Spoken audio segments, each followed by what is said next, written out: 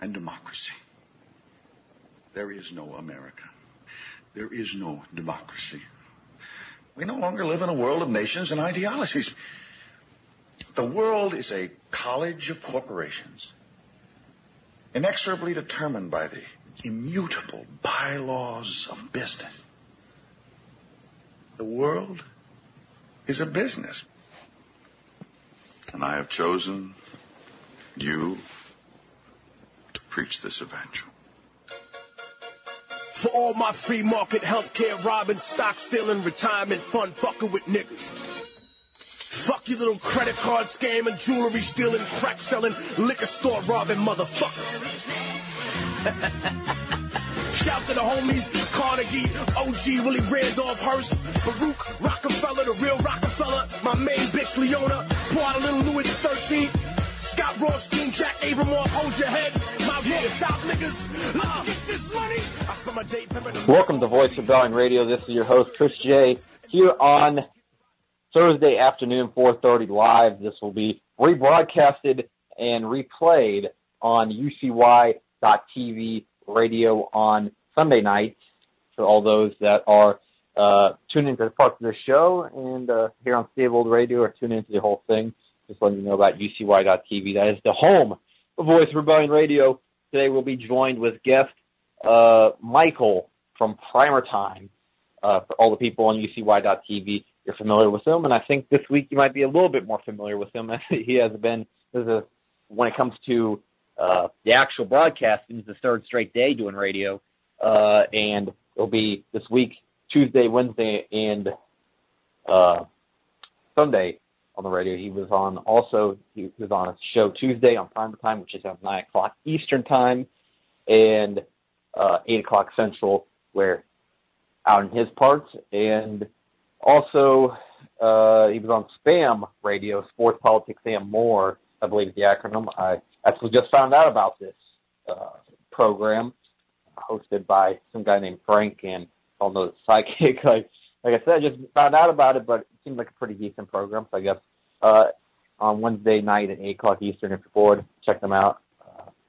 We are going to be talking about a variety of topics, and hopefully we'll have as good a conversation as we usually do. Me and Michael have done a couple shows together in the last few months. I think we did one about a month or two ago, and we'll be talking just a mixed grab bag of topics, going from, right now, one of the major topics I think worth noting would be, the developments that have been going on in the Middle East, is that now the whole Iran deal seems to be coming to a head, whether the decision of the United States government to officially scrap the Iran deal or, not scrap, but to decertify and probably move towards the total scrap of the Iran deal. And, there's the talk, and there seems to be this lingering feeling that war might be on the horizon with Iran, or a lot of people talk about North Korea. We have Trump talk about at a gala with military leaders on October 1st, talking about the calm before the storm. And many people have been trying to interpret what he meant by that. A lot of people are very concerned, to say the least, of what that ultimately means, especially with all the tensions right now between Syria, Iran, North Korea, and Venezuela. And on top of that, we have a lot of stuff going on. It just seems like the last months is really the image of the empire, I guess you could say, the United States empire, has been a little bit tarnished, especially when you see in one of her territories, Puerto Rico, the way that they are being things have went. They just had a Category 4 hurricane pass right through Puerto Rico, and right now the death toll is only at 16, I believe, but I'm sure that will rise after all the buildings are checked. There's also been, I think, reports saying that people in the mountainsides haven't even received any kind of check for the well-being, at least until about a few days ago, a week ago, I think, was when I saw about the report. That might have changed now with public pressure on that. And, still a country with a lot of the country out of power, country totally lost its power grid after the direct landfall of Maria over the island of Puerto Rico. So right now, there's a lot, and domestically, we also have what's going on out in California with massive fires that have wreaked havoc. And again, there's another situation where there's loss of life, and many people are, I think, missing as of right now. Many houses, many properties destroyed from the fire. We also had just prior to all this, Maria was the tail end of two other hurricanes that also wreaked a lot of havoc across the Gulf Coast. We had Hurricane Harvey that tore apart Texas a couple months ago, and just last month we had Irma, which came into my neck of the woods down here in St. Petersburg. Luckily, we were spared a direct hit of the Category 4 hurricane, and was actually a Category 5 out in the Atlantic and to go into the Caribbean. It was actually a Cat 5 as close as the Florida Straits before turning into the Gulf as a Cat 4. It made landfall in Key West as a Category 4 hurricane and ravaged Naples as a Category 3 hurricane. Came through here as only a Category 2, which by that time it had lost a lot of its punch. And the damage here did exist, but it was relatively minimal compared to some of the other areas where the hurricane passed through. Now, any moment now, we should be awaiting. I'm going to refresh my page right now and see if Michael has called into the studio. I apologize if I'm leaving you hanging there. Blog Talk sometimes doesn't show on the switchboard the last caller or callers that come in real time. Yep, he's in the studio. I think he says it just came in here 7 seconds ago. So I'll welcome into the studio. Hey, welcome, Michael, from the road over there. Welcome this afternoon to Voice of Government Radio. Chris, I'm honored to be on with you. This is a road trip edition for me. Yeah, I guess that's one way to pass 2 hours out there on the road. Hopefully, you don't get into any annoying traffic jams like last time I did a road trip going through Atlanta, and that hellhole. But well, I'm not saying about was that during the evacuation for the storm?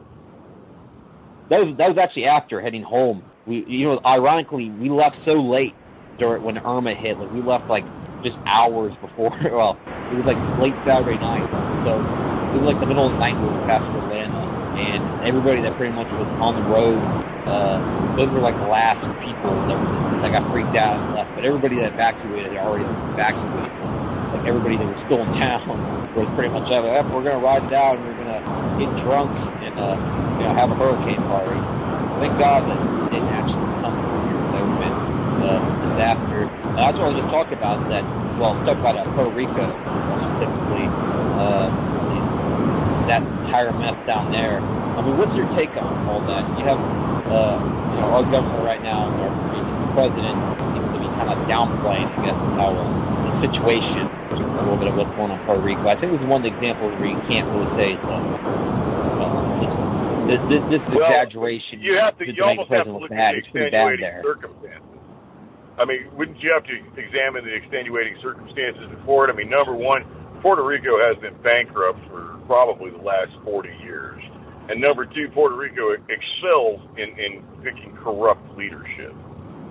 So you combine that long-term bankruptcy and the inherent austerity that comes with the long-term bankruptcy, and you throw in a little bit of corrupt leadership, and when the mess hits, it's going to be a little bit rough. So I mean, I think all things considered, I think the fact that they're not turned into zombie wasteland that almost counts as a win. Because I mean, honestly, both you and I have just recently been through devastating hurricanes, and while it may have hit Puerto Rico a little bit harder, we know exactly what's going on in one of those and what it could possibly turn into. So I'd say that Puerto Rico, by and large, is doing very well. Well, the major problem in Puerto Rico, and yeah, you're right, is that partially it's the allotment of funds on the island that caused a lot of problems. The infrastructure there, worse than all the 50 constituent states, or all the 48 constituent states in Alaska and Hawaii, all of them have better infrastructure than Puerto Rico. And you can see the difference perhaps between like some more really good infrastructure, like here in some of these cities in Florida, that got struck by a Category 2 hurricane. Usually there'd be a pretty decent amount of damage. Actually, when you drove back into town after you evacuate, everything, it doesn't look like anything happened. It really with some shingles down, a little bit of roof damage, but nothing too crazy. Mainly just really just people do a lot of yard work. They got home. That was the big problem, with the pain in the ass. But there was nothing really severe. Power was back on about 4 or 5 days, weeks on Puerto Rico. Because there they had a total infrastructure collapse. Their entire power grid was decimated by the hurricane. 100% of people were out of power the day after the hurricane. So it's definitely partially terrible infrastructure on the island.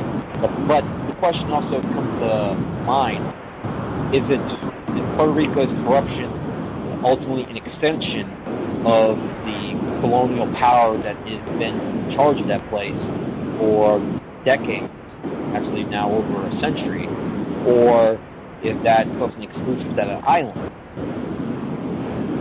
Well, I mean, what other island could you compare Puerto Rico to? So let's say, in the same area, let's just kind of like compare it to Cuba. And Cuba got good and smashed by the same hurricanes, and then got smashed by 3 hurricanes.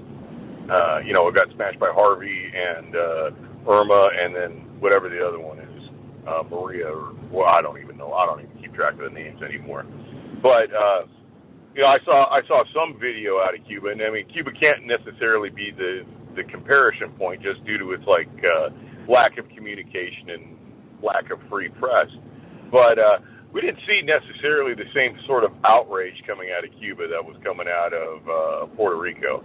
And I almost lean more towards like the incompetent leadership being the major factor in it, just because of the media attention being paid to it. And then, you get into the same, the big 3 media or the big 4 media companies, and they were all over that, the mayor of San Juan.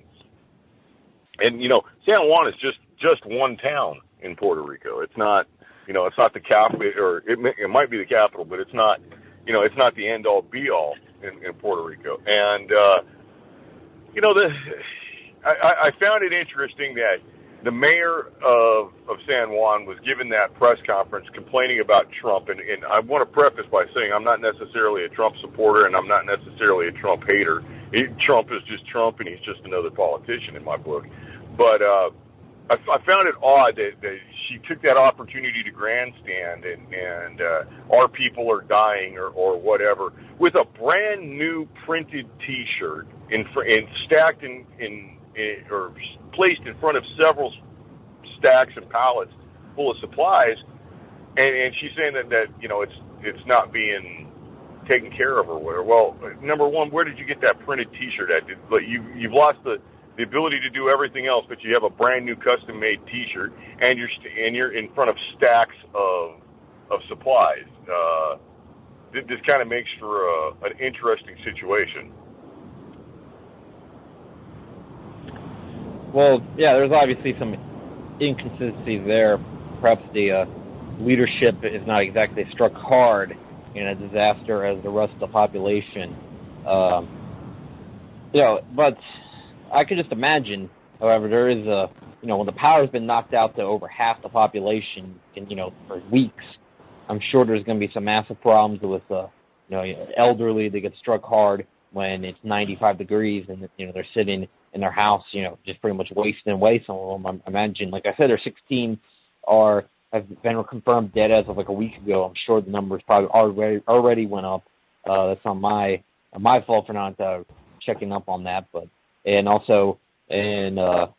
I'm sure in a few weeks that number is going to be even higher, just because that kind of thing. It's like in Florida, like a few days after the hurricane, I think it was only like, or 2 days after the hurricane. I remember in Tennessee, I was like, wow, only like 15 people were dead or whatever. Now it's almost like 100 now after, a month later. I guess they find a lot of old people and stuff that, rotted away. Well, and your area is kind of rife with old people. I mean, like, your area is kind of where old people go to die. So yeah, I think that's a natural number. A lot of the older folks that are there and in a position to where they have to have 100% total care. Yeah, they're absolutely dependent on electricity, and you turn it off for 96 hours, and sorry, a lot of those people are going to die. A lot of those people have, they're within, they have a short temperature range that they can operate within. And, they exceed that temperature for a while, and they'll die. I mean, it's just no pleasant way to say it. I think something that was interesting was the fact that the larger hotels in Florida were able to, be placed to the top of the line for restoration of power and services. And the trade-off is that, well, that's where the rescue workers and the recovery workers were staying. But honestly, those recovery guys make like the linemen who go out and replace all the electrical lines that are down. Those guys make like $175 an hour, and part of that $175 an hour is you sleep. Sometimes you sleep in your truck. Sometimes you don't have a bath for 3 days. Sometimes you eat nothing but sandwiches and canned raviolis or whatever until they can get the power set up. And that's really part of the deal that these guys have signed up for. That's why they make the big bucks. And to see that, some of the major hotels, some of the more touristy spots were able to get power, back first, to me, it just struck me as kind of like a little bit more the corporate collusion with the government that is kind of, I don't know, it left a bad flavor in my mouth. Yeah, it's that's for sure. They bring hotels back as quick as possible because those are our main. That's pretty much our big industry is tourism. So those giant hotels like Marriott and Hilton and all of them, they're gonna make sure that they're gonna have the power restored as soon as possible, that they can get back and running the business quickly. So that's the unfortunate reality. Like corporations, big money, are going to be put first in any kind of disaster, and that's just the way it's set up. Doesn't really necessarily go by who really needs it the most necessarily. I'm sure the old people are usually, at least they tell us, they'll be like, they're the first ones that are practically required by the power companies to get those houses first. However, I noticed that too. That immediately. I didn't think too much of it because that's not really the kind of thing they're thinking. Right after hurricane, just like, okay, whatever. When is this neighborhood going to get power back? When are we going to get our roof fixed? All that kind of shit. You have bigger fish to fry after something like that. Puerto Rico, ultimately, I would say that they're not the cause, the Puerto Rican government, they're not the cause of corruption, but they're a symptom of the corruption, and that is that ultimately they're going to reflect their colonial power that's been in charge of the island for now 100 years. And ultimately, but I mean, I don't know about, we could go with colonial power on that, because, I mean, it's not like, we sent in the Navy 2 weeks ago and smited the natives, and now we've got, sugarcane factories rolling. I mean, Puerto Rico has been a protectorate of the United States for how long? I mean, the people have had the power to vote there for how long? I mean, honestly, we have a huge Navy base there. I mean, we bomb half of that island as, it's a training range. So, I mean, I think that colonial argument almost falls on that one because, well, Puerto Rico's modern. It's not colonial like you think of, someplace in West Africa or in, on the east coast of South America, But the way we did receive it was pretty colonial in nature, just like, the European powers, got many of the African territories, ultimately with a war prize. Spanish had it, we beat the Spanish in war, and then we took it over, and unlike Cuba, we never gave it back to the people. Cuba, we only held on to for 4 years, and Puerto Rico, we held on forever. That's how it worked, and ultimately we still held on to part of Cuba to this day. Actually, we have a Guantanamo Bay there, and we actually wrote the contract because both parties have to be willing to revoke the contract for the contract to ever go null. So ultimately what they're saying is that until we decide that we no longer want to have Guantanamo Bay to occupy that part of the island, we will be there. So you could say it was very crafty negotiating or whatnot. It was actually really both those islands were taken at the height of imperialism, really, for the United States. And when we also got the Philippines.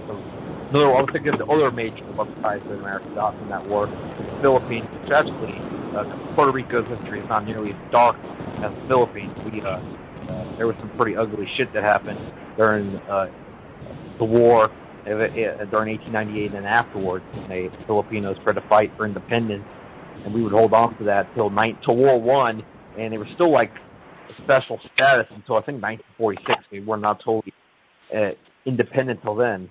And you could say perhaps that those years of mismanagement, and not just mismanagement, but just abuse by the occupation is part of the reason why they're a failed state to this point. And, ironically, now that they have a man that might be perhaps the man that could bring a stable enough government and a stable enough state to finally to work, he gets a lot of ridicule from our media, and people are calling him a dictator and whatnot because of drug policy, which I'm still mixed on it. It's hard to tell what is true and not true about what he said. I find it suspicious, however, that after he once worked with Russia and China, also ISIS pops up in his islands. Now, that's a little bit, it's like serious, that all of a sudden they unleashed ISIS on them in Iraq, and they wanted to work with Iran. As they got cozier with Iran, all of a sudden ISIS pops up in 2013, 2014, coinciding. It seems like every country that turns their back to the empire in the Middle East, or where there's a lot of Muslims present, all of a sudden the radical Muslims, or really, Wahhabists, really for a better term, is really a British Zionist creation. The Wahhabists get unleashed on the general population and try to force the population, the government's permission, until they eventually meet the empire/Zionist thing. I mean, don't you find that? Well, I've got an interesting kind of.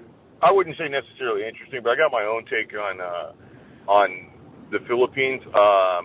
I think they're in an interesting spot. They were one of our great big Navy bases and a couple of Air Force bases, and it was a fairly strategic place to have heavy influence on. And we're not the only nation that recognized that. China's fully aware of that. And I think after the United States pulled out of Subic Bay and kind of just left them with a mess, I think that the Filipino government and the Filipino people have had to come up with some sort of way to deal with that almost a vacuum that's been left there. And honestly, in any country in history where you've got a situation where it leads to a power vacuum, you end up with a strong man, because honestly, and only a strong man can take that. I don't know if you agree with that or not.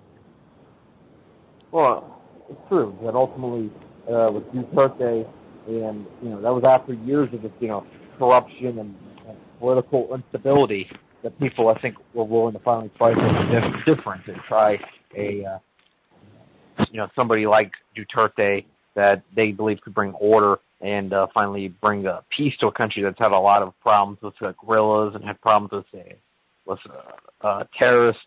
There's been, unlike what many people might perceive, is that ultimately the Philippines and Indonesia have had a lot of terrorist activity over the years because of, in fact, that spreads all the way out there.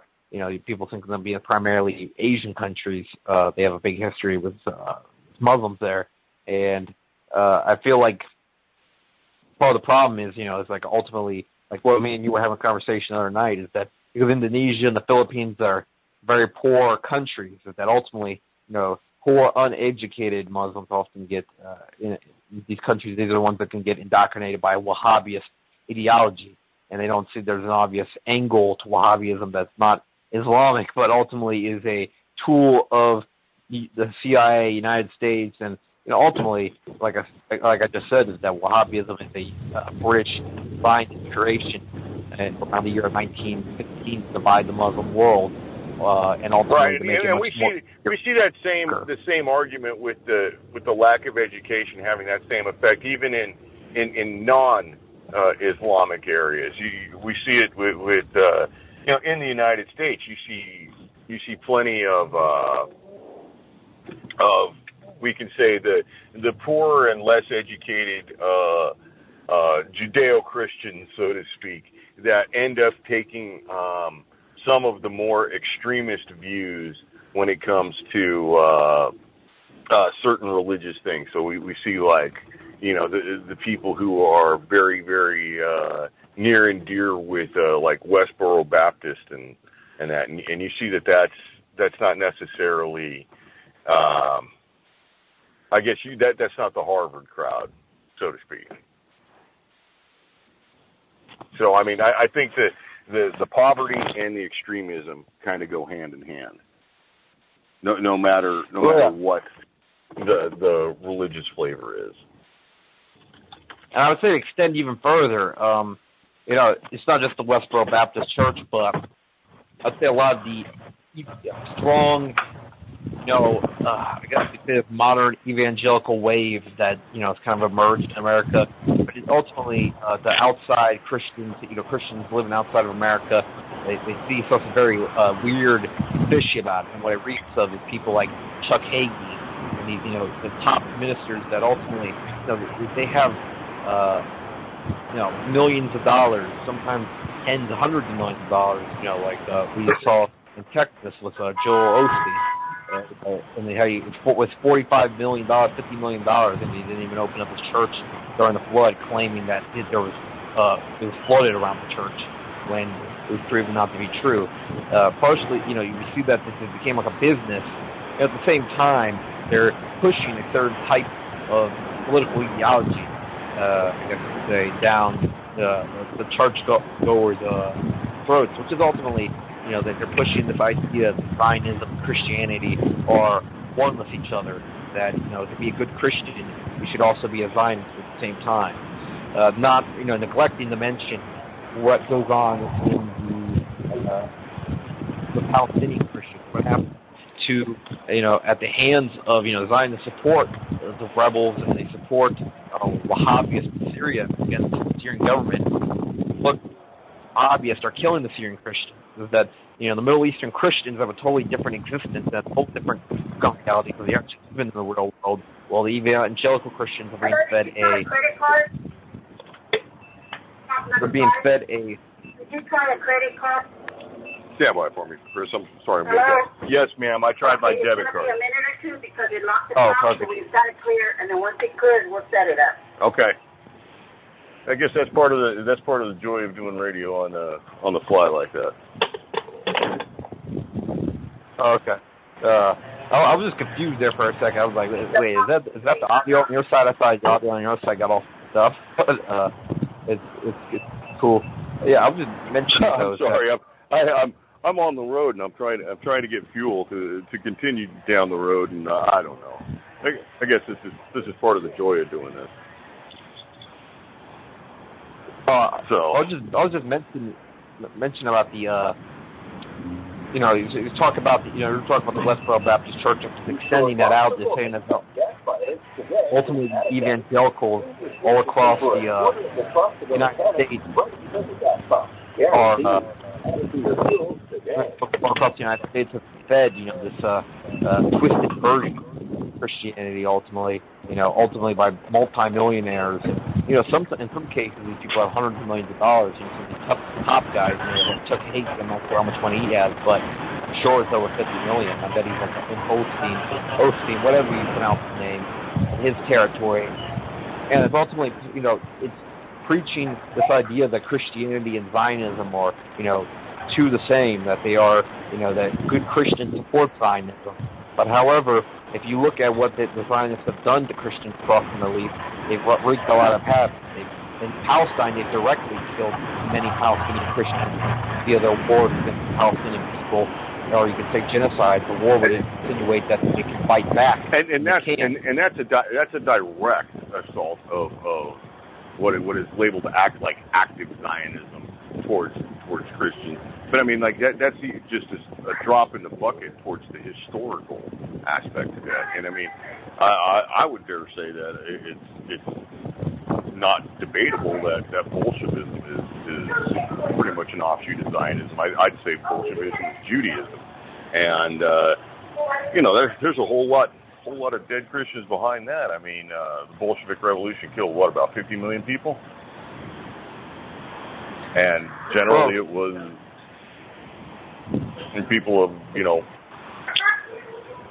Christian longings, 50 million so to say. A little bit of a high, but it was definitely in the 10, in the 30 million, 20 to 30 million range, for sure.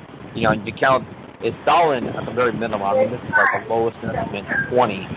Then you have what actually happened in the Civil War. That's 4 million at least. So at the very little, I'm talking about the smallest absolute estimate, 4 million. Well, I mean, and then you can even take that to an extreme where you look at something like the Holodomor in the Ukraine, where in a year and a half time, 12 million people were starved to death. And honestly, that's double the magic number, right? And that's double the magic number in half of the time that's like the general accepted, what the current story is. So it's dishonest to not look at the true facts, and it's even worse to not be able to discuss the true facts. I mean, I'm really happy that we got the chance to talk about this, because it's vital. It could affect everybody. You said Bolshevikism is Judaism. I'm not sure if you could say that. It would more reflect Zionism. These people were ethnically Jewish, but I'm pretty sure Judaism ultimately was outlawed later. I'm not sure. I think all the other, heavily suppressed. All other religions later became ultimately, state no religion. But these people supported. These people were 85% Jewish for a Soviet government. That seems to be a true fact. I mean, even Vladimir Putin has said that before. And you look at the names of the ministers and such, and it seems very fishy. It does not look like the government of Russia. You think that was the government of Israel that was redeemed, but no, that was the government of like people like the main one, the man who commanded the army, Lev Brozhin, otherwise known as Trotsky. Leon Trotsky was a big Führer, you could say, pseudonym. I think to make himself sound a little bit less Jewish and to fit in a little bit better with some of the Russian comrades that he was trying to put under his ranks. Ultimately, the thing that they kept kind of hid, very well hid, during their uprising was that of the nature that there was something very foreign to the Bolshevik Revolution. Tried to make them seem like grassroots Russian movement, and they got a lot of peasants and such that were they were kind of naive and not very aware of what their surroundings and what was going on in order to. Yeah, we're running into that same problem of lowered education and lowered education interacting with the extremist elements again. Yeah, I mean, I would say that the average education of the average victim of the Red Terror in 1917, from 1917 to 1920, I would dare say that they weren't, on average, they weren't necessarily the intelligentsia or the more educated of it. There was a lot of true believers that they had to get rid of. Well, is that ultimately, and also another thing that has been exaggerated in the history books later is that, they've tried to make it seem like the entire population turned on the Tsar, when actually a lot of the general population, a lot of the general people were supported the Tsar all the way to the end. Ultimately, it was more of a very small minority that ultimately was able to overthrow Tsar Nicholas II. And they've also tried to make it seem like it was a purely left to right fight. Like a lot of the Marxist Leninists on the internet today, they try to make it seem like this is a fight versus somebody they've characterized as almost like a far right character, similar to maybe Benito Mussolini or something like that, versus what they see as like the sane, the people that were not, political extremists, and also with political extremists like Lenin and Trotsky, they try to make it seem like this is just like the general population, people with just all kinds of political backgrounds, flip against the Tsar. But, in reality is that the Tsar had much more people than just, monarchists. There was socialists, many socialists, and left-wing ideologues, people that supported left-wing ideology fought against the Bolsheviks because they saw it as an invasion on their country. They were still nationalistic. And the people that lost all their nationalism, these people that, I think that are duped probably more is what a lot of these people fit into, the people that fought in the Bolshevik Revolution, also ultimately helped an invading army conquer Moscow, or St. Petersburg at the time. The capital was moved to Moscow during the Soviet Union. Actually, it used to be St. Petersburg, and at the time it was actually called Petrograd, which was renamed that in 1914. Ironically, it sounded less German. That's what which ultimately it almost became conquered by the Germans about 20-something years later. Honestly, the battle for Stalingrad could almost be counted as a German victory. I mean, even though it was a loss, even though it is a loss, it could be counted as a German victory just due to the sheer numbers, just because of the sheer numbers. There was that's almost a war of attrition to find. But we can't really even. It's almost hard to jump even on that because as we're talking about like extremists, and I think you and I will both agree that the Bolsheviks that come in and really start with I don't want to use an overused term like cultural Marxism, but they start coming in and playing these games that turn deadly. We could almost compare those to the more vocal of today's radicals, and I'm disheartened because these people portray themselves as far more educated than the hillbillies and the rednecks who they so detest.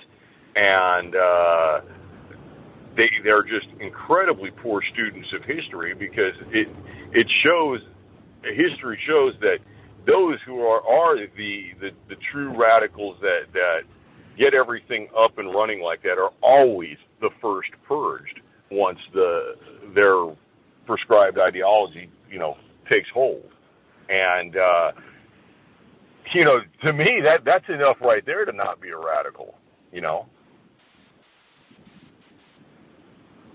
Well, yeah, look at the Bolsheviks. Almost every one of them got purged by Joseph Stalin immediately after, including Trotsky himself. Within just 20 years after, pretty much it was the only guys left were Stalin and I think Molotov were the only ones that were there from prior to 1917. Some people even said that Vladimir Lenin himself, a series. There's a lot of theories about that. It's kind of weird because I guess Russian leaders seem to die under dubious circumstances, but a lot of theories exist that, I think Stalin killed Vladimir Lenin, his predecessor, even though that I don't really buy into that because he did have 3 strokes, but I think they're trying to say that third one was actually a poison attempt by Stalin that worked, or something of that nature. And then people think that Khrushchev killed Stalin later, or that there was some kind of internal plot against Stalin in 1953. I would almost find it to be more realistic that Lavrenti Beria killed Stalin rather than Khrushchev. But that's kind of here nor there. I wasn't really meaning Khrushchev himself, but I meant more like the guy surrounding Khrushchev. Right. The people trying to, be in his power circle, so to speak. Yeah, I'd agree with that. Yeah. Let's talk about when we say things like that, it's not like the big name ever pulls the trigger. The big name never pulls the trigger. The big name always gets a minion to pull the trigger. Well, it's like ultimately with the assassination of the Tsar and the family in 1918. That's another thing that they really it doesn't make any sense. The story that they teach in school is that apparently just these rogue Bolsheviks, these two guys, like any other private or something like that, low-ranking enlisted men, they decided they were the ones that made the order on themselves to eliminate the Tsar and his family after they had been captured. I think it goes a little bit further than that. I think that there's a legitimate concern from the people that pulled the trigger on the Bolshevik Revolution itself, that the Tsar would return to power after the war. With the Tsar actually being alive, that it could potentially command the White Army to bring him back in. And there was a lot of momentum early on in the Russian Civil War that looked like the Bolshevik Revolution could have been erased. In fact, I believe the White Army was manually winning at one point. But at some point, they all of a sudden picked up a lot of steam, and by 1920, they were pretty much the White Army looked like they were going to lose. They didn't officially lose up to 23. Pretty much the entire span of Lenin's administration. Lenin would die a year after the Civil War ended. Bolshevik Revolution goes a lot deeper than it's pretty interesting reading also about all the players. It's kind of weird too. It's like there's a lot of accusations going both ways and support it too. However, one thing that is clear, Jacob Schiff's role, which was a Wall Street banker that was pretty prominent and known. I mean, because his hatred towards the Tsar went back to 1905. At the very minimum, I think that, I think actually he was in support of the original Russian Revolution in 1905. He had to shut down. The Tsar was able to quell it. However, Tsar Nicholas II. In the First World War, took an incredible toll on the Russian people. It took an incredible toll on the Russian people themselves, and then the Russian war machine and the Russian governmental infrastructure. Oh yeah, so I don't see Bolsheviks ever fighting anything that's a true takeover. It's more like they, in my mind, it's almost as if they're parasites attacking like a weakened organism. Is what it always turns out to be in my head, and maybe I'm biased or incorrect, but that's the way it kind of appears to me. It never seems that the Bolsheviks are able to walk into an area that is prosperous and strong, and the people are together and united. It doesn't seem to be that way. It seems to be quite the opposite, actually. Well, it was about, like I said, that a lot of people there were very, there were a lot of uneducated people, a lot of very poor people in the 1917 Russia. They had taken some major losses after 1905, also the same year. And what I think triggered the original Russian Revolution was the loss of the Russian military against the Japanese Empire, which was kind of like a humiliating loss to Russia's identity, I guess you could say. And a lot of people were very mad at the Tsar over that. They believed that was his own incompetence that led to their defeat there. And that took a big toll. The economy was sputtering out. Really, I think it went from the 19th century, all the way up into the 20th century. Their economy was suffering. And with World War I, they didn't have their hands tied behind their back. I mean, people forget is that it wasn't like the Tsar saw the incoming revolution and decided to pull his troops away from World War I to defend themselves. The Tsar had to deal with the Russian Revolution while his troops were out in battle against Germany and Central Powers at the same time of the Bolshevik Revolution. And also another thing that where it ties in, some people say that the Kaiser, Wilhelm II, helped the Bolsheviks come back to Russia just so he could eliminate the Russian front by fighting. I think that I'm not exactly sure, but I think I've seen a quote of him talking about in 1922 after his own abdication by a similar event in his own country. And the Kaiser was saying how much he regretted the Bolshevik, helping the Bolsheviks, saw what they did and realized what they were. But the only thing that doesn't match about that is that from earlier statements, he seemed to have been conscious of, these kind of elements in his own country. I don't see, and he seemed to be very aware of that. I don't know if perhaps he was being foolish in his policy and knew this, told it anyway, because that desperate to eliminate the Russians front during the war, or ultimately that was just all talk, didn't care one way or another. That was corrupt. It doesn't really match how, from what I've seen, is the Kaiser is actually a leader of decent character. In fact, he was one of the first, not one of the first, but one of the more, it seems like for a long period of time, as the industrialization of the world happened, leaders were really not caring about poverty, stuff like that among the people. And Kaiser had taken a little bit of interest in making sure there was not poverty in Germany and his empire. That's charitable subject. I think that the Tsar of Russia Tsar of Russia was some kind of purely concerned with his own power, and that he was fed with all the corporation. In fact, the Tsar was that's a very generous, very kind person. And ultimately, in the end, look what happened after the revolution. They had people like Stalin in the inner circle. They became an oligarchy themselves and became their own way. And the Tsar,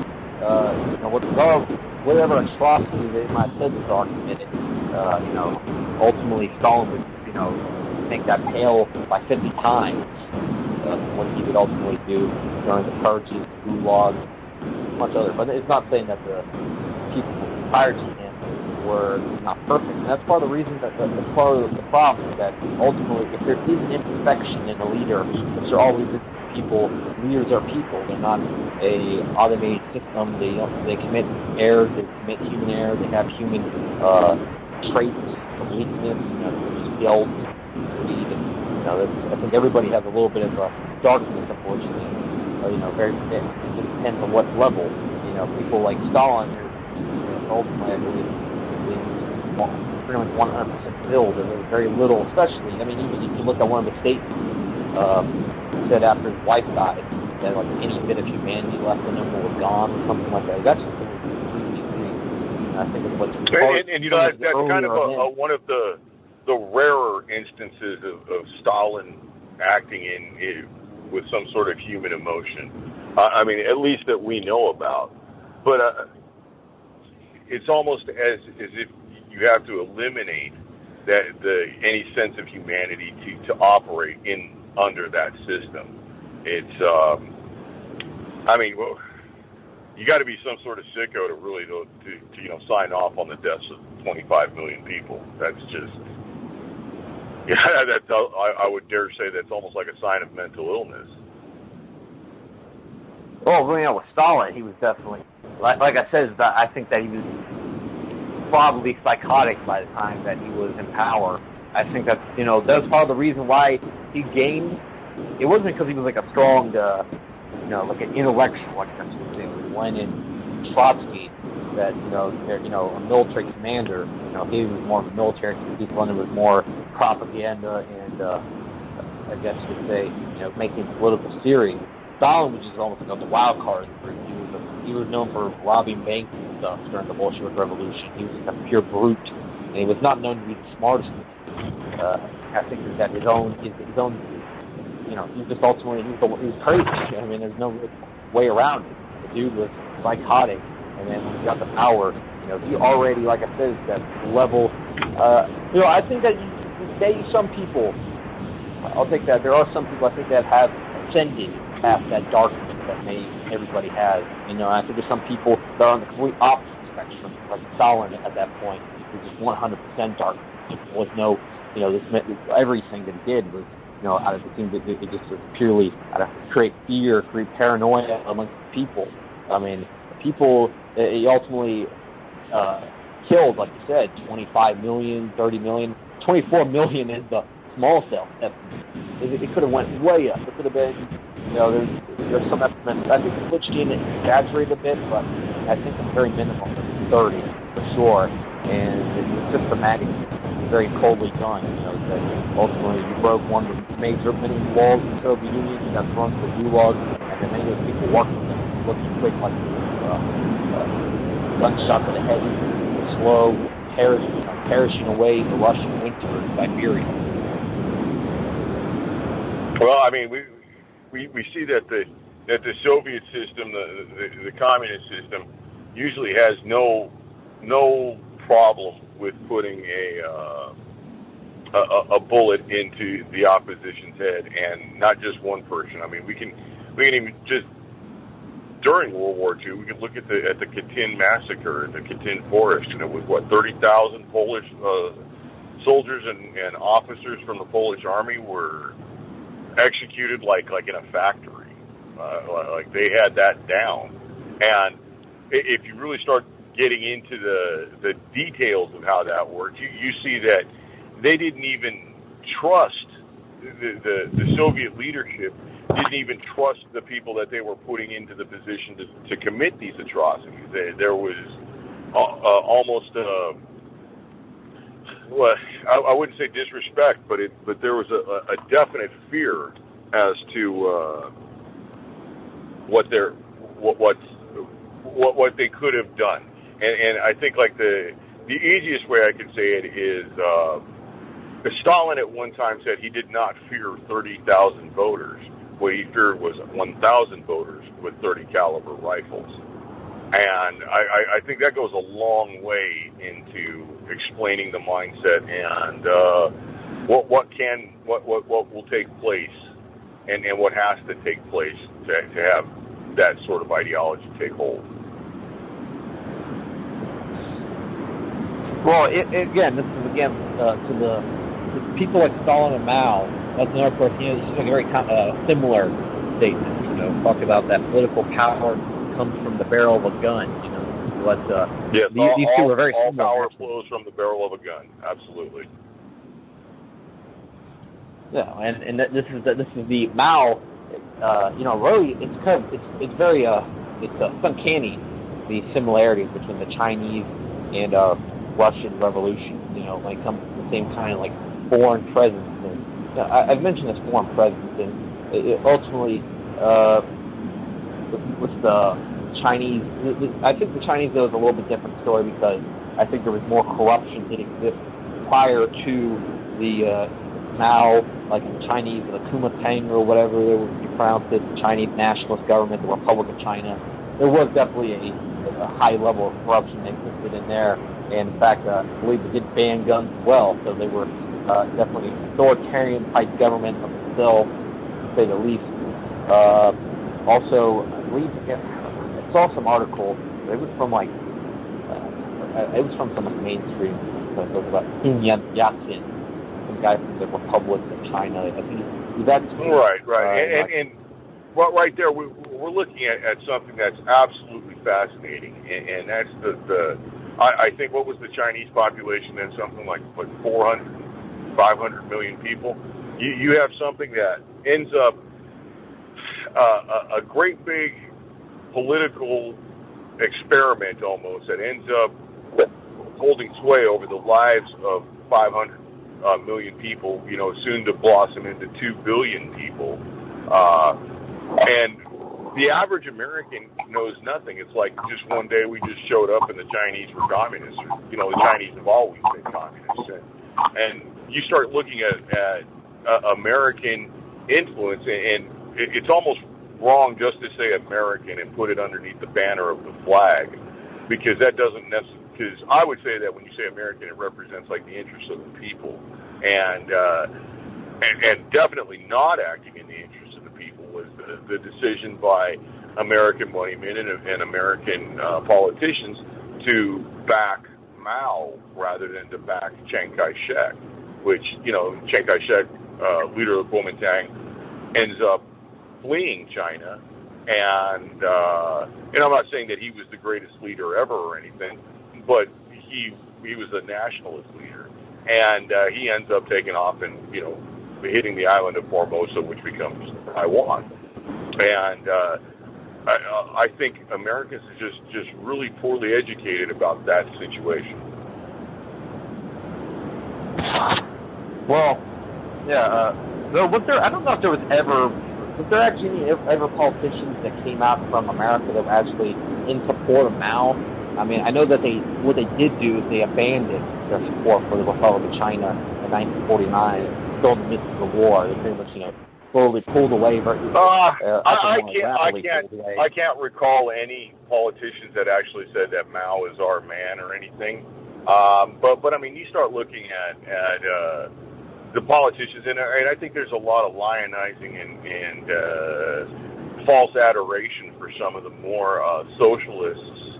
I guess you could even call them progressives from that time frame, that were available after the Great Depression and through World War II. I think you got away from being like this progressive idea, socialist idea would be a way to strengthen the nation, and nationalism is dead scary for a lot of these folks, and they will do anything they can to put a boot on that. And nationalism, whether it's a social nationalism or a capitalistic nationalism or a fascist nationalism or an anarchist nationalism, and I don't even know if you can have an anarchist nationalism, but I don't know. Today's anarchist has no real clue as to what they're talking about anyways, so. I feel like they're more like, unfortunately, a lot of anarchists fit under a certain political category. I like to call they're clay.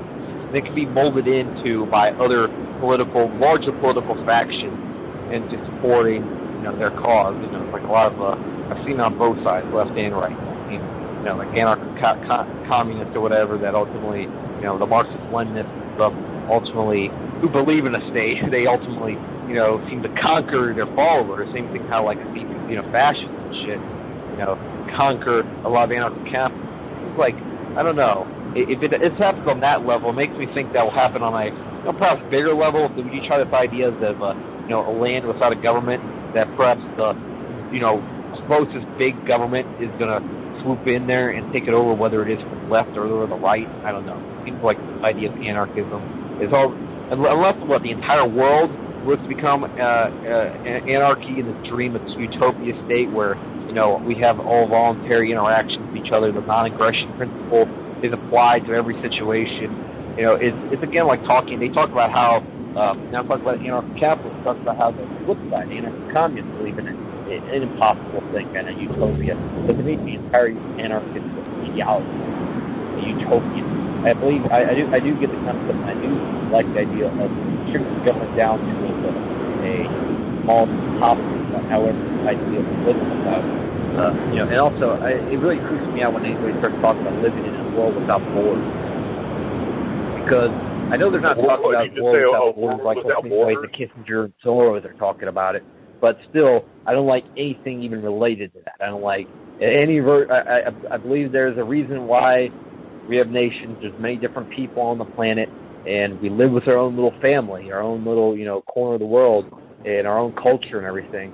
And we can respect the other cultures of the world, but we shouldn't have to blend everybody together. There's a reason why the world is so unique and so diverse. I completely disagree with that, and I honestly, I think that I would call it a farcical statement that the United States is the great melting pot. I think that's an absolute lie that's been pounded into people's heads.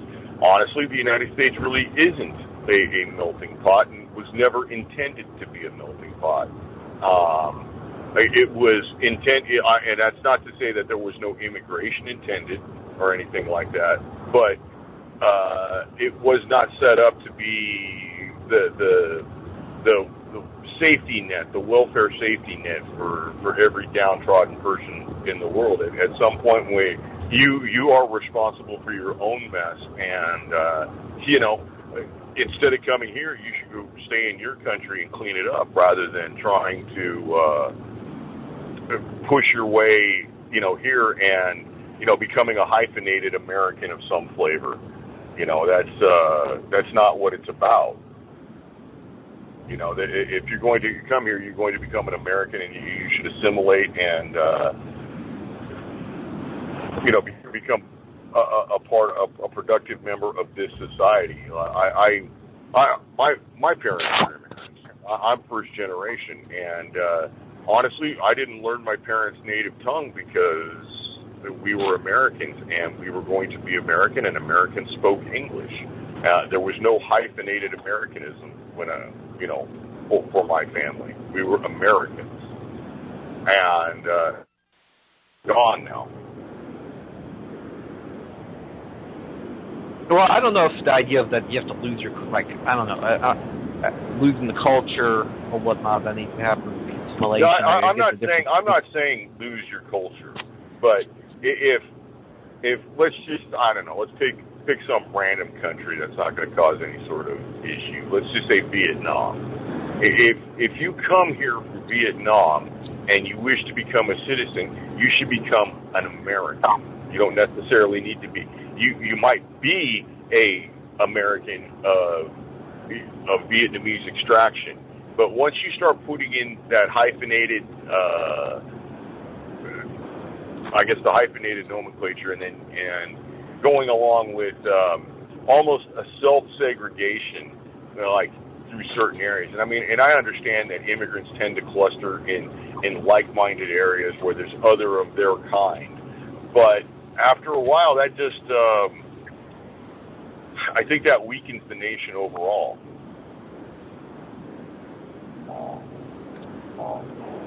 I think they played on it. They played on different hyphenations and stuff in different countries to divide it. In recent years, especially, I was talking about people like Soros and Hitler, and they're trying to. They've really been pushing this idea of the world without borders and stuff. That one first step to do that is try to eliminate identities of countries. That's no longer, just being American. We're American. We're American, but we have people of all kinds of different countries. Rather than everybody from different countries becomes an American. Little steps like that eventually are, sort of totally eliminate the boundaries of the borders of the world. And that's their plan. Free trade and pushing this idea of immigration law inherently authoritarian.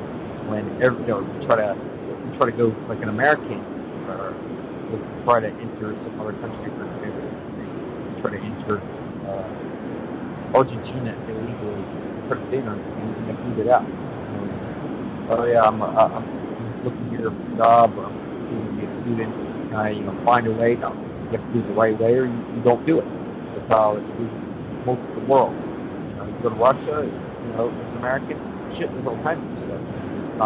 It's not too easy to stay in Russia as an American. There's limits that will get to limits or to send home. Also, another thing that most countries do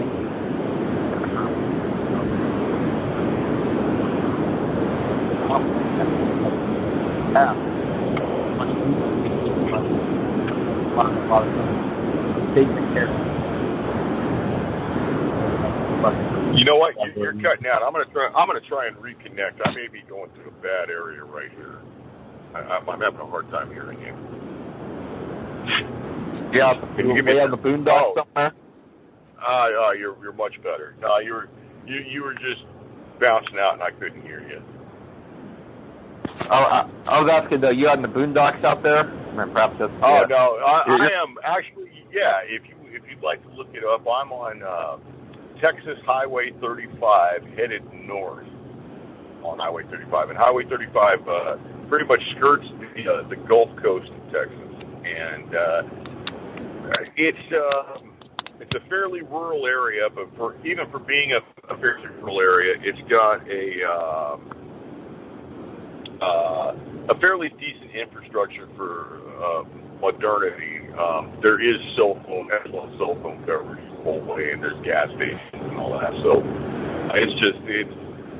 I'm not going to pass through any major metropolises on this trip, so to speak.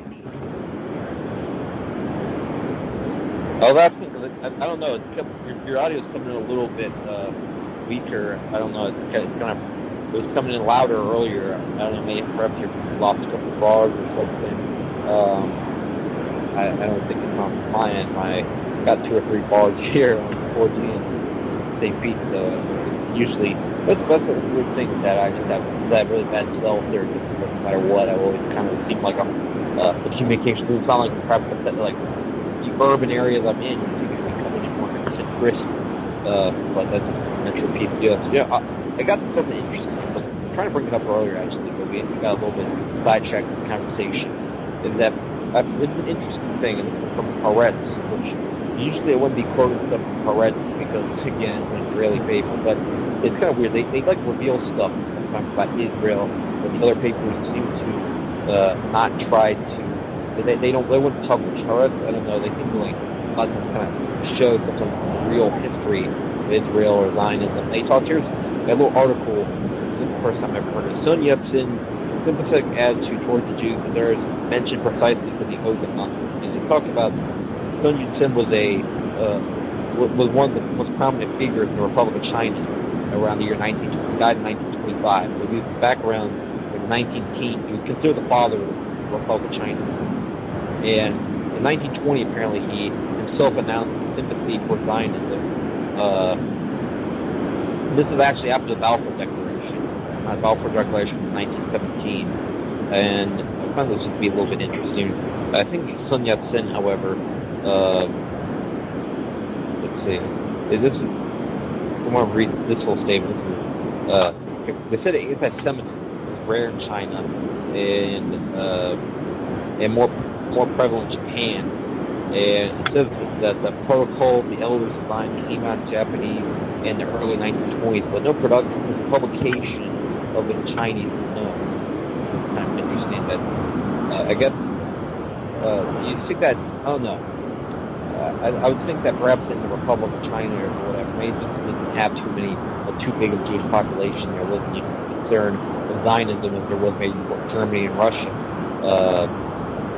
And maybe that's why Sun Yat-sen didn't really know what we were talking about. I mean, actually died long before the Zionist state could actually become creation. Now, he was one figure, and he's also kind of like a socialist-leaning guy, but there were other socialists that I think that did not have that same view, or they just didn't have a view on that. In fact, it's a weird thing. That's where I got into, because I was reading about that in Republic of China. Again, this is another, I think, a historic event that many people try to make it seem like it was the right versus the left.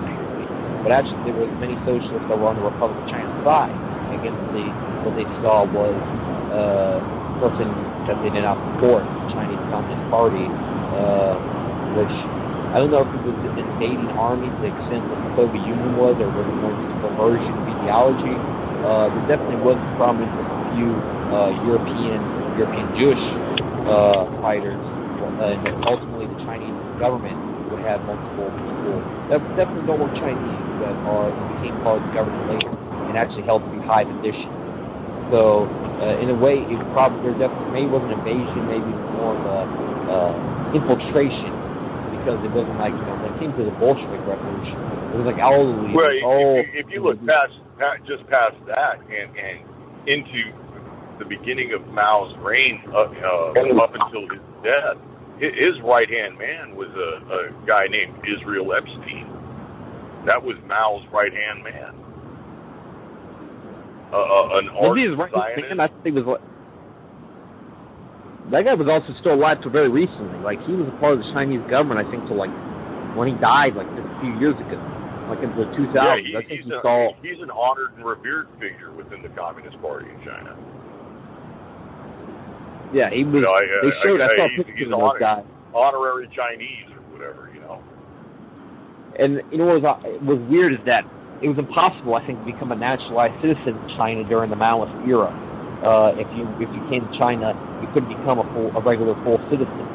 So I wonder why did these people, people like him, there's I think Sidney Rittenberg, there was other people like Doris Orlowski,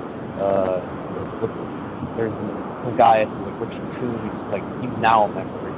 I don't know, I'm not sure how many of them are actually became citizens, but I would say people that kind of nature that held pretty prominent positions in China. Richard Kuhn, a little bit different. He was a advisor. He was a lawyer, but still, there was a lot of very powerful people that were not Chinese that that they put the image of the Chinese Communist Party was 100% for the Communist people or for Chinese people was not or that they now really put different parties. Yes, it's used in a weird way. A lot of people describe it. It's kind of like Stalin, to use nationalistic overtones, but they wasn't really national. They distorted the image of the country in order to fit the party message, in order to make it seem like the country. Like the Soviet Union, I wouldn't say that the Soviet message is anywhere near the Russian identity. In fact, I think total destruction of real Russian identity, Christian Russia, the history of Tsar, the history of traditional existed for hundreds of years prior, and all of a sudden that was all destroyed by the Bolshevik Revolution. It's a common theme throughout all kinds of. Because ultimately, I think people around the world know people in very powerful positions. Know nationalism is very appealing to people, and if you can push a nationalist overtone in your message, like right now, America, well, we're going to push this idea that supporting Israel, supporting the war on terror is good for America, and good. But ultimately, what has happened is we've had our America, what really is America. They've changed it to fit the neocon and the big money interest here in America. Well, I think you and I would both agree that anybody was to take a look at the American relationship with Israel would, and I mean, taking a good look at it, and I mean, an honest to God examination of the situation shows that it does not benefit the United States.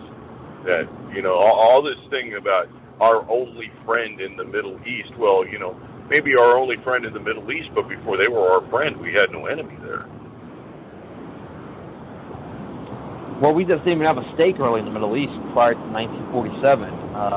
I mean, I don't think we had, we really didn't have any relations with those countries, and we really didn't do any dealing. And, we were about to make a friend very early on into our, little, I guess you could say, shift to the Middle East in the 1950s when we first started getting involved with those countries and we started, picking our friends and picking our enemies, I guess you could say. Is that we were about to make a friend in a man named Nasser, Gamal Nasser, who was the president of Egypt in the 1950s, 1960s, all the way until 1970. And I think we were getting kind of cozy with them until we had the Lavon Affair.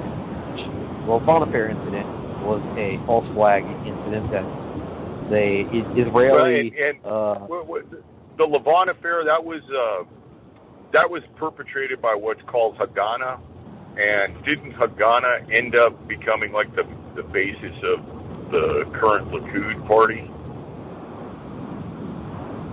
I think that guy did because he became very prominent in their own government, which Likud is now the ones that dominate Israeli politics. In fact, that's what Netanyahu is a part of. They're the most extreme political representation behind it right now. In the parliament. They've got the closest ties back to Haganah and the Irgun, which are by all definitions today terrorist organizations. Yes. Well, and they actually openly call themselves that. The Irgun, the Lahai, and the other one. And there was three that they formed directly. It was pretty odd creation. Is that they pretty much took these three militias, I guess call them, or really they're terrorist organizations. They turned them into the Israeli Defense Forces, and they ultimately continue to commit terror as the Israeli Defense Forces. Look what they did in 1967 against Egypt, against the same guy that was just mentioned, Nasser. Is that after they had activated the terror cell against the United States, and that pretty much started a relationship with Nasser. That later they started the war with Nasser in 1967. They started the war. They've tried. That's misinformation that they love to tell through their, poor me. We're poor and we're Jewish in the Middle East. Help us. Give us money for missiles to protect the Palestinians. Those messages, they love to make it seem like that Egypt attacked in 1967. It was the other way around. They invaded first. But getting back to the point is that what they did to get us into that war was so criminal, it was so asinine. Try to get us into that war. We never actually went in. Luckily, that would have been disaster. But I interviewed a couple of guys who were in that instance, the USS Liberty, June 8, 1967. We just passed the 50th anniversary. They bombed an American ship, the USS Liberty, which was a state-of-the-art spy ship, and it was like the best Navy ship probably that they might have had at the time. And they attacked it. They used attack helicopters. They torpedoed it repeatedly, I believe, and they actually almost sunk the ship. They killed 34 of our guys, and 171 were injured. But the thing was that they tried to later change the story, and they said it was an accident. Even though there were so many clear indications, including a giant American flag on the ship, American markings clear as day, and one of the Israeli pilots was so close to the sailors earlier when they were IDing the ship that they literally waved back at them. But they apparently mistook it for being Egyptian. The Israelis mistook it for being Egyptian. So they later attacked the ship, and later would call it an accident, and they still call it an accident to this day. However, it's absolutely considered an accident. If you even talk about it on, let's use Reddit as an example, one of the places that you can still comment on. Almost guaranteed any story that has anything or any mention of the USS Liberty will immediately come with a very strong apologist bent from, I would gently term them Zionists. More likely, I think it's like Unit 8200 or 9900 of the Israeli Defense Force. I think you and I should both actually quit calling them the Israeli Defense Force because it's not defense to kill women and children. So the Israeli Army, they hate to have people out there put their view into public, and they recognize the value of the propaganda. And any sort of mention of the USS Liberty is, you just know the history. It was an accident. They've already paid for it. If you keep on talking about this, you're just an anti-Semite. And, anti-Semite to me almost doesn't mean anything anymore. I mean, it's might as well call me a goofy head. Well, and it's most part about it was what the real intention of the U.S. plan was to, after they, killed the American soldiers in cold blood on the high seas, they were expecting that they would be able to spin this, sort of make it seem like Egypt. And the plan was, to blame Egypt. America would jump into the war, Egypt just attacked them. And there was a plan in the White House, I believe, to nuke Cairo after which would, I can't imagine the consequences that would have if Cairo was actually nuked by the United States in 1967. That's been World War III right there. And ultimately, it didn't last very long. Israel did win the war after bombing hospitals and many other, they just went right after the infrastructure. Total war against the Egyptian people to eventually cause Nasser to surrender. Nasser eventually, he tried again. He tried to fight back to the land that was taken in 1967. So in 1967, he controlled Gaza, and lost Gaza in that war, which, at that time, actually, Gaza was still ran by the Egyptians. I think West Bank was controlled by Jordan, which now that's changed. Now Israel has control of all. West being the producer, respect the land. Gaza is such a tiny strip that ultimately most of the Israelis even control totally free land in that area. They're walled off from prison practically. The Israelis want they try to call it a free territory or a non-occupied land. Ultimately, the Israeli military 100% defeated. They defeated a lot. I think what they did, they defeated a lot of momentum behind what Nasser wanted to achieve. But it brought a lot of people out of poverty. Which is a tremendous thing. If you look at what Gaddafi Nasser was his predecessor. And then, weirdly enough, Nasser at the Arab Summit, 2 hours afterwards, 1970, just dropped dead again, had a heart attack, and died like this morning. I think it's a little suspicious that it was an event where people like Saudi that are obviously Arab leaders that are a little bit more in bed with Israel might have poisoned them. I think it's absolutely legitimate to have serious suspicions about the death of Nasser. I think it's almost vital to have these sort of suspicions, to not just swallow the whole lie hook, line, and sinker. And I think that's the goal of the Israeli and the Zionist propaganda in the United States, is to basically to show the people to where they have no clue, and they're more than happy to believe it, hook, line, and sinker. And we see the almost the hammer drill of Zionist propaganda in the United States today. I mean, if you doubt me, turn on CNN and take a look at the next roundtable panel they have with 3 guests or more, and you will see that no matter what the subject is, the Israeli interest is always represented. Well, yeah, look at every time that any kind of conflict breaks out between Israel, or not even conflict, but you can say when Israel goes on a murder spree in the Palestinian territories or another genocide, they immediately come to the defense of Israel. And, it's the same line, same script each time, is that, it was not a real that ultimately will say, it's like, that's not real information from the Palestinians, that hospital was, that was just a terrorist hotspot. Ultimately, anything. That was a misfire. They got in the way of a sitting terrorist.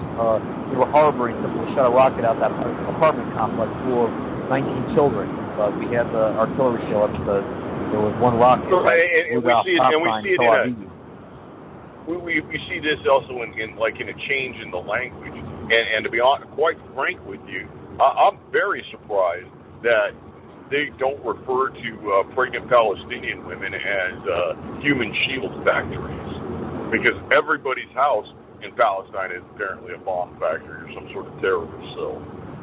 And the Palestinians are an incredibly oppressed people. When you are incredibly oppressed like that, you will take steps that other people don't take. But there's still that intrinsic love for your own kind, and if not even for your own kind, for your own children. And I don't see people offering up their children as shields. I just don't see that. And I find that to be an offensive lie. And it's an offensive lie that's perpetrated and repeated daily. Yeah. Well, they love to go to that one. That's really, I guess, it's crazy how the people in the United States will go as far for Israel to even defend them from killing children, which has happened on multiple occasions with multiple things. Like, let's say, well, he posed the threat to the IDF because he was throwing rocks at him or something like that. Is that 14-year-old? You've got some of the best by the IDF. stolen American armor technology and not only stolen, but actually just outright gifted to Israel. And I mean, let's talk about the Chalum armor. All right, that's some pretty high tech stuff. That stuff defeats the incoming projectile before it even touches the tank or whatever is armored with it. And I mean, it's designed to defend against, you know, depleted uranium penetrators that move at something like 4,700 feet per second. And so you've got a vehicle that's capable of defending against probably some of the most high-tech artillery and cannon fire available today. And you're scared because kids are throwing rocks at you? You know, little girls with objects, you know, and quote-unquote objects, and it turns out that, oh, well, yeah, she had a doll. But we mistook the doll for an AK-47. They look the same. Yeah, it's almost, well, it's beyond maddening to realize exactly how stupid the Zionist propagandists think that we are as a people. Well, they know this, they've been boastful about this in the past. I mean, about their total control over, you know, the media, their total control over the public opinion. You know, that, I mean, it was Netanyahu that said that Jewish people, was it Netanyahu or was I think Shimon Peres, said about how they didn't fear the American people because they know that we own them, so that we, the Jewish people, own America. So pretty much he was just saying that he knows that they'll just go along willingly along anything that the Israelis will partake in, and ultimately go as far as even a nuclear war with Iran. What I fear some of these people. And absolutely. We hear the drum beats for that quite often, and I mean, if from nobody else, Mr. Sheldon Adelson, you know, he's got his own little fairly interesting mess going on, you know, on a daily basis. But I mean, most recently in our current history is he stands to be quite, I guess, quite the beneficiary of the terror in Las Vegas, and you know, he's a casino magnate, and he's tied in with the Chertoff group that owns the backscatter radiation scanners, and those will be at every casino fairly soon, and you know, those machines aren't cheap. And I mean, I think that it's a double-edged sword. It's not necessarily the increase in profits and the quest for the shekel. I think it's more of an acclimatization to this is how it is, Joy, and you will be aware of the soldier on your street. Well, you look, and you just mentioned, that's interesting. You mentioned about Adelson in Chernoff, you know, who's ultimately, you know, I heard you, I think it was Tuesday, you mentioned about Chernoff and his, you know, how he was the head of the Department of Homeland Security under the Bush administration. And then you have people, you know, as far, you know, like, you know, Haim Sabin, one to mind, that was, you know, like bankrolling Obama, I think, and Hillary Clinton. He's like the main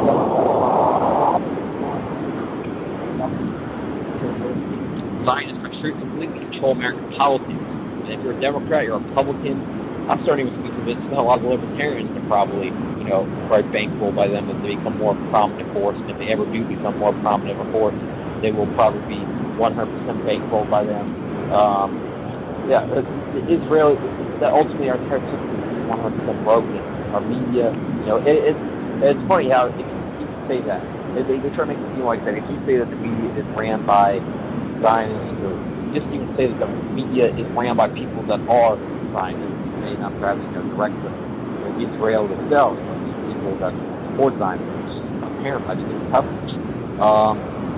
You get called racist. They put everything, they buzzword, you know, stuff like that. It really shows. They really has, you know, nothing to hide. Why do you get so defensive every time you do, you know, open a panel and show what's behind? You open another door and, you know, open people's minds. But hey, wait, military heroes are there. They're, Homeland Security. And by them, I'm talking about, that the Zionist lobby, the most powerful lobby in America.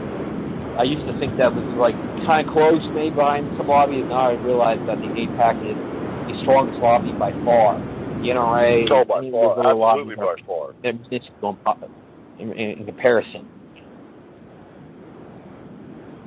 Well, and we start looking at something like that, the strength of the Israel lobby, AIPAC, and, J Street, or whatever you want to call, the name of the day. But there's always this, they live in constant fear. We come from a place where this terror happens daily. We were there to document the event. You get into a situation like that, and you see that they've got, whatever terror, which, number one, they picked that fight on their own. But number two, you see the amount of money that the United States and quite honestly, we're getting near the flat broke situation. No matter what the stock market does today, and I believe yesterday was the 47th time since Trump has been elected that the stock market has ended on a record high. And for an economy that should be booming, with these markers, we still have a whole lot of people who, number one, have zero access to quality health care. And I'm not going to say they have no access to health care, because every American has access to health care just by showing up at a hospital. A hospital has to treat you. What you get after that immediate stabilization treatment is not necessarily good for poor people, but that's not an issue in Israel. We see that Americans are dying for education, and not only dying for education, dying for a lack of education. And it ends up, that lack of education ends up with, like a worse job outlook and decreased economic productivity. But then you look and you see at Israel, well, they've got, nationwide free college if you are of the right caste. I don't think that applies to the Palestinians, but the Israeli citizens, the European Israelis, so to speak, they have access to all the good stuff. It's almost like we've created a heaven on earth for them there. Well, that's I guess the Israeli paradox when it comes to how when it comes to a lot of things, they're so hypocritical. The Israeli government, when it comes to, it's like, oh yeah, we can have ethnic purity, or whatever, or not even really ethnic purity, just this idea of not being overflowed with immigrants, But if you do that, that's wrong. If you guys can have gay marriage, but we won't. You guys can have, you guys can't have free health care, but we want health care. You guys can't have, or shouldn't have, free university, but we're going to have free university for us. It's not like I'm perhaps in favor of all the things that you listed, but I'm just saying that that's how the mindset works. And sometimes when we vote one way in Israel, full citizens will vote another way in America. Because in a way, not just in a way, they do seek health care. And I think that, because they're superior, they have certain privileges that they're entitled to that we're not going to. They talk about Zionist rabbis, Zionist government officials. They really do believe they see the world in that way. It's a massive race mentality, just like Nazis, but they always try to scare us of. Because they say, you guys are turning Nazis by saying that kind of thing. You're anti-Semitic, falling right into the Nazi lies, all that stuff over and over. And they've always tried to talk about that. Oh yeah, they burned that land with the Holocaust. They burned that land away. They either earned the land with the Holocaust, or it's God's magic plan. That this group, 5,000 years ago, Hungary, get to have a chunk of desert there. I just want to, just an aside, I find it completely hilarious that the main cause of death in Israel is skin cancer. And you look at the surrounding areas that are populated by Palestinians and Arabs and Persians, their skin cancer rates are negligible compared. And, if God wanted you to have this land, why does he give you skin cancer when you move there? Biologically, you just don't belong there. Well, I mean, you talk about how everybody else around them doesn't get skin cancer. Well, do they look like everybody else around there? Do they look like Jordanians or Lebanese? No. Those people have, fair, tan skin, really. I mean, they have tan, those, some of those people more darker brown. You look at, Saudi Arabia. Yeah, they're biologically equipped to deal with, the heat of the sun and in an arid climate. And people from, the cold and rainy climes of Poland and Russia and Hungary and Germany, they're not built for, 24/7 sunshine like that.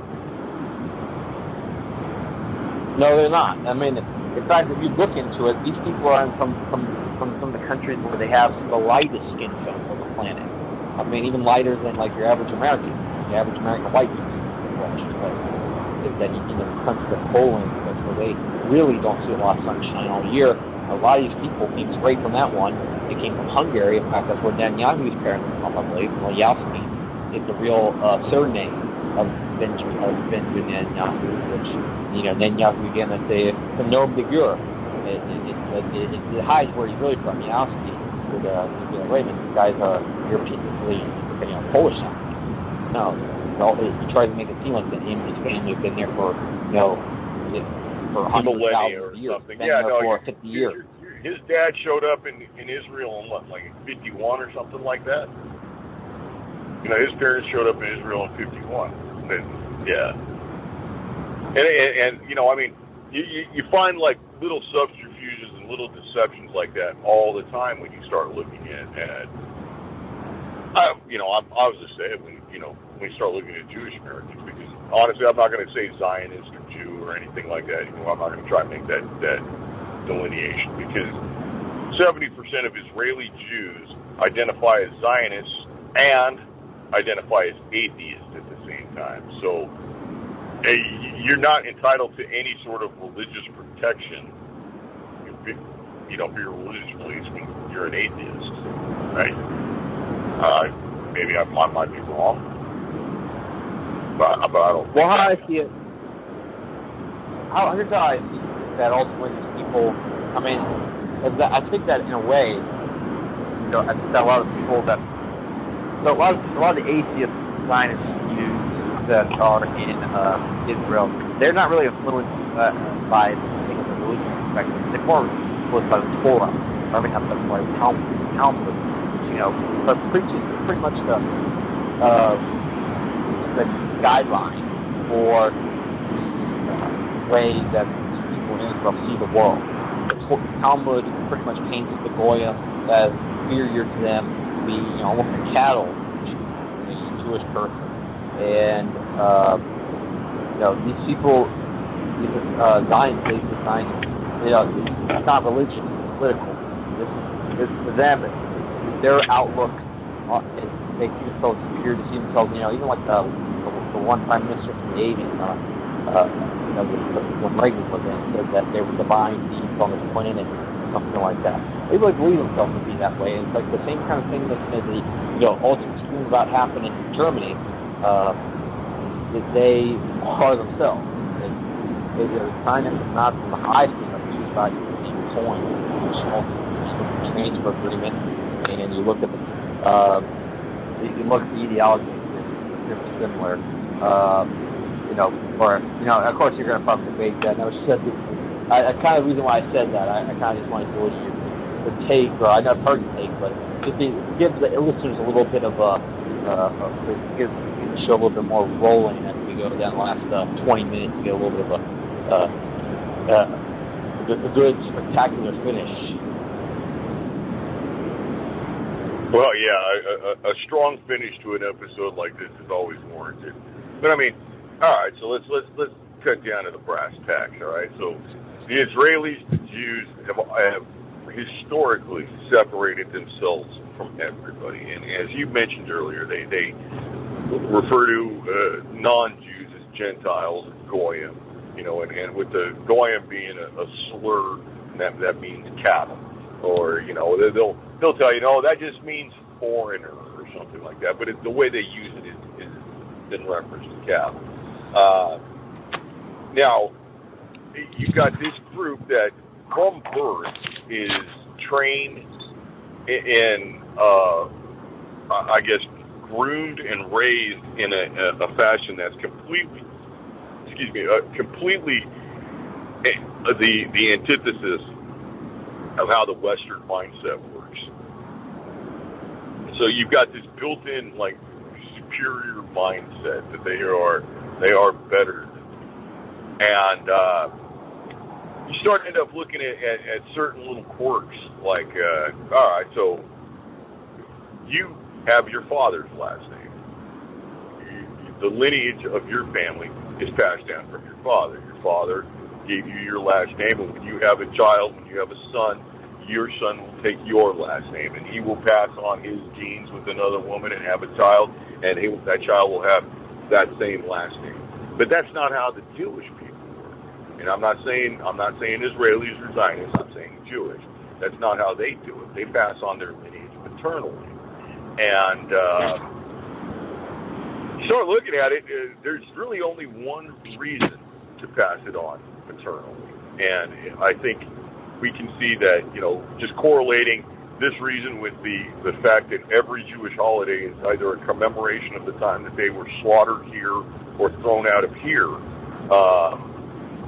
You start looking at, there's an inherent weakness in the Jewish male, and I'll go with the ethnic Jewish male. There's an inherent weakness in that, and whether it's got to do with, you know, biological difficulties or inherent diseases or inbreeding or whatever.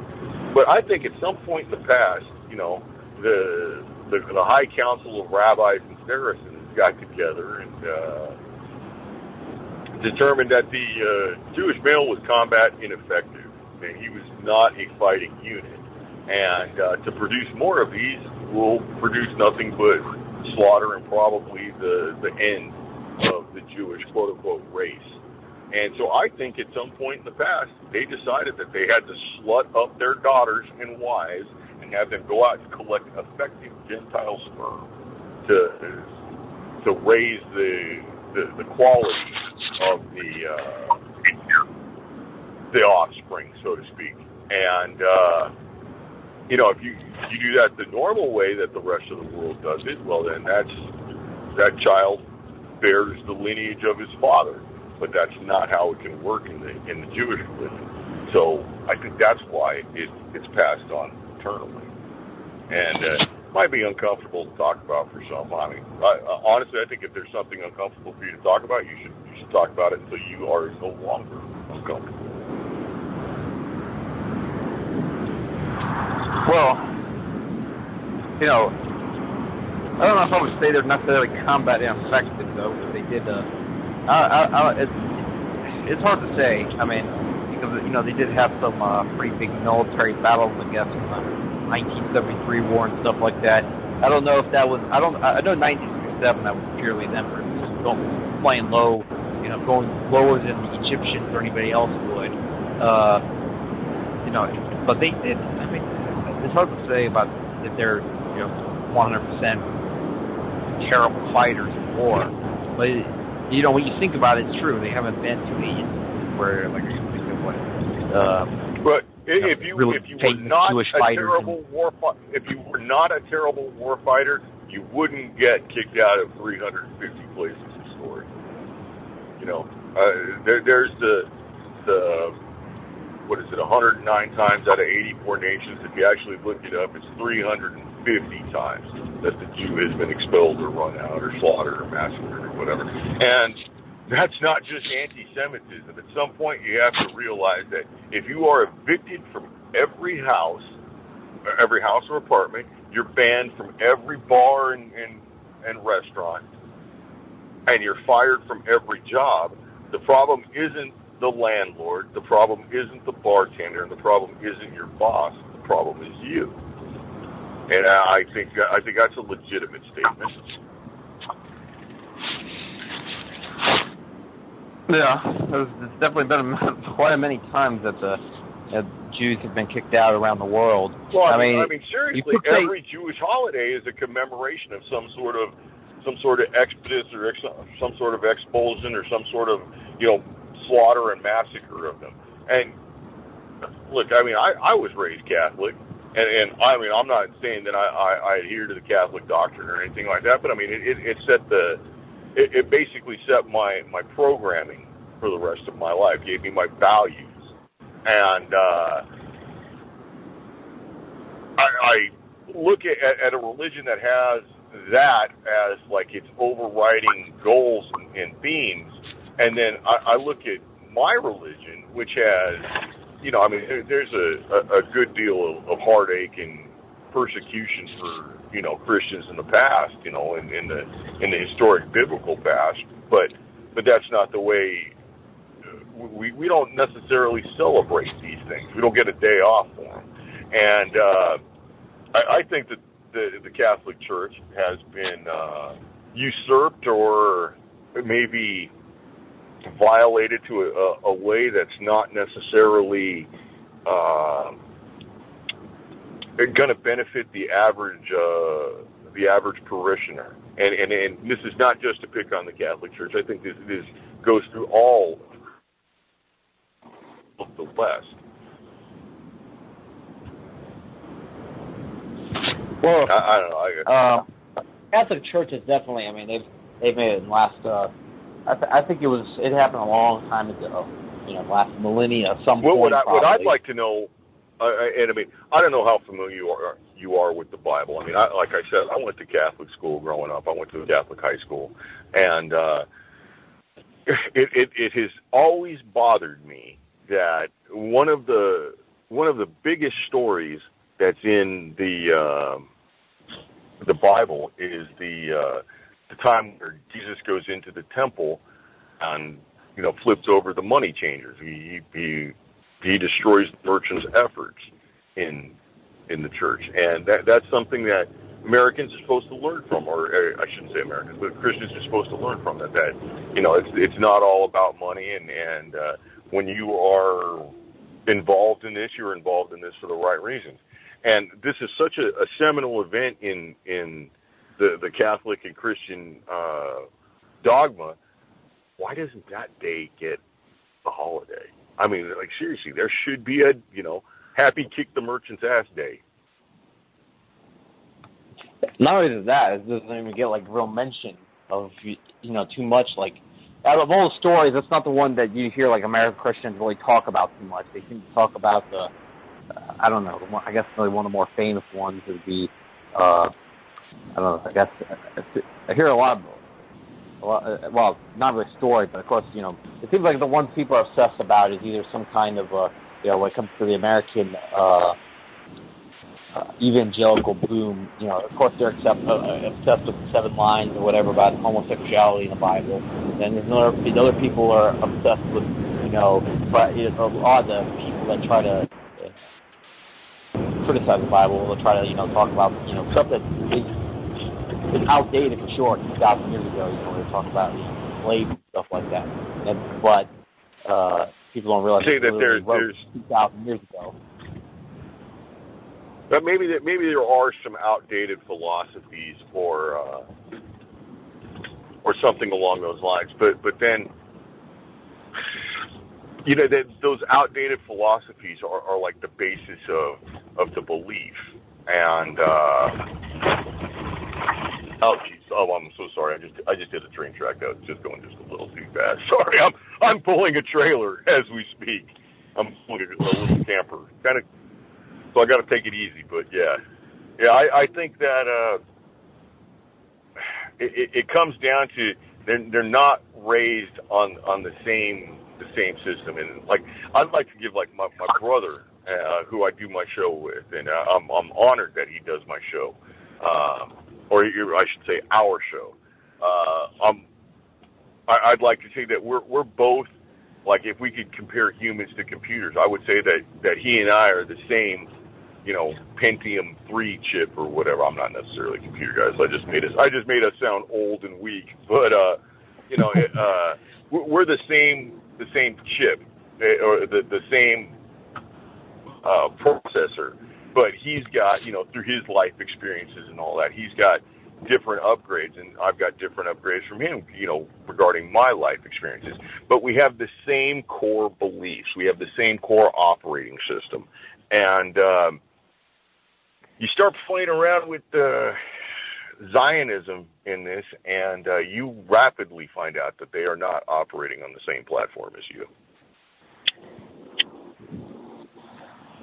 Yeah, obviously, we're talking about the Zionists, the Talmud. If you just look, the key to understanding Zionism and their whole mindset, you have to realize what the Talmud ultimately set the basis and what they would base a lot of ideologies off of that. People like Herzl and the original Zionist columns, they added on to that into their, dogma. However, it's absolute filth. It's a disturbing book. And like I said, is that there's a difference between like the Bible, which has some stuff that might be outdated. I think really the biggest problem with people is, how they view the Bible is their interpretation. But the Talmud, there's no way to interpret stuff like, it's a killing, all the goyim and stuff like that. I don't know if they talk about killing all of us. Right.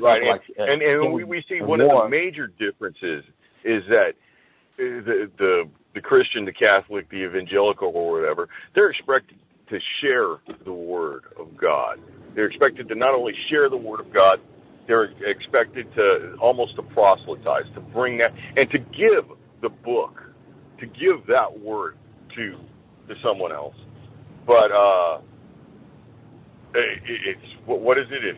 If the goyim were to read this book, you are to kill them for, these secrets cannot be shared. So. Yeah, I got issues with that, man. I got like serious qualms about. I can't trust them. I can't trust them any farther than I can throw them. I got a bad shoulder right now. Yeah. I will. Not only do I not. I don't support Israel right now. I'm not. It's not just that I don't trust them at this point. I'm like legitimately. Concerned that this month might be the month that we see our military chase Israel into a military conflict. I mentioned that at the very beginning of the show, but I don't think I actually got to talk about that.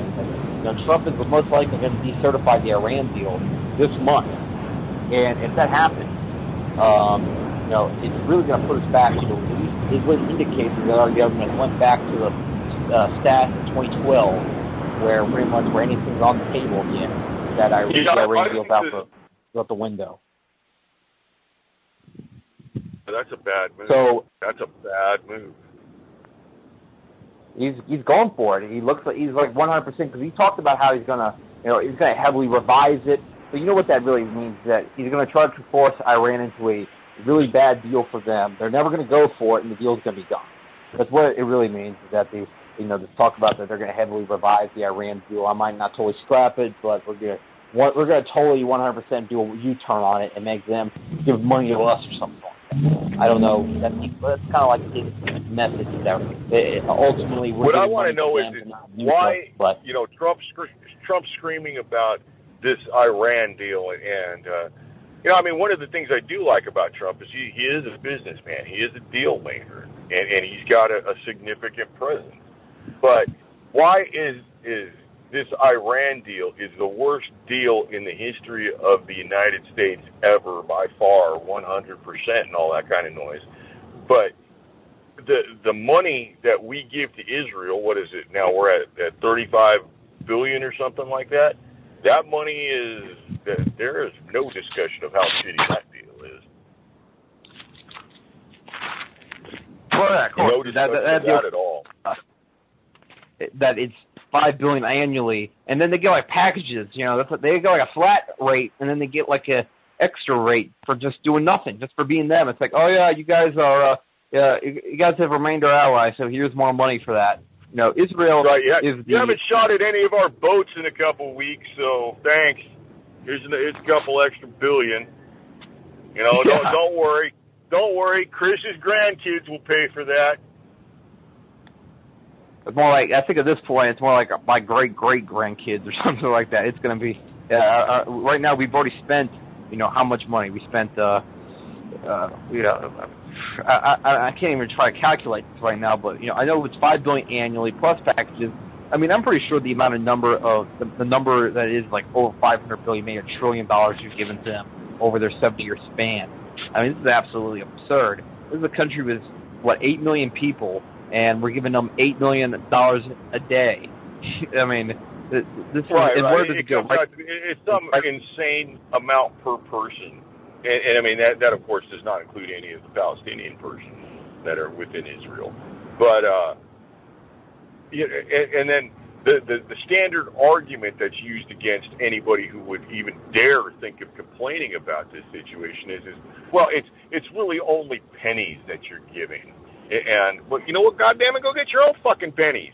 These are my pennies. Stay the fuck out of my wallet.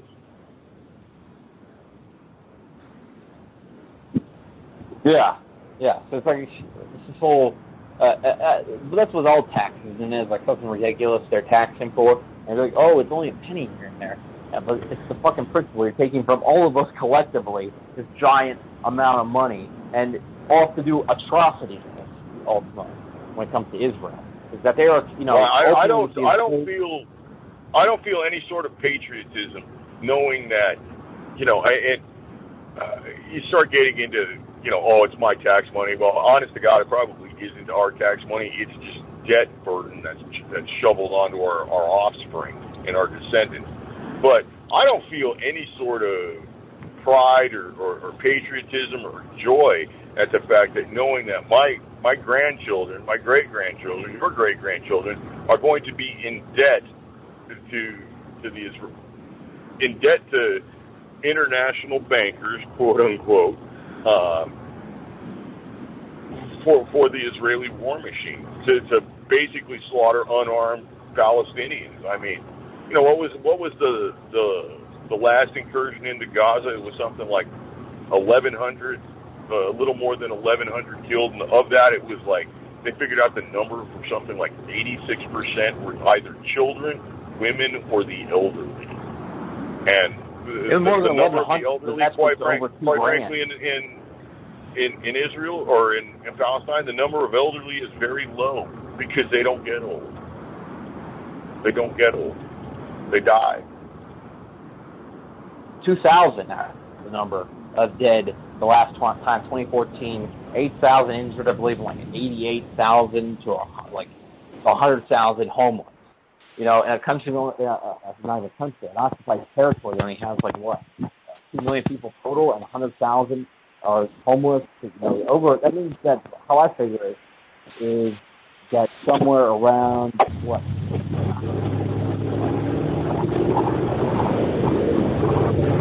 Say it again.